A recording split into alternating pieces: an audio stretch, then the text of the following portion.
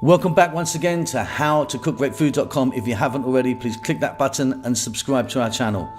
On the menu today, banana whip. This is a no cook and probably the easiest dessert you'll ever make.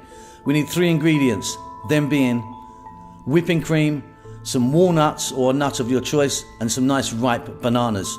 Simply, all we do is get all 3 ingredients prepared, meaning we're going to chop our nuts, set them aside.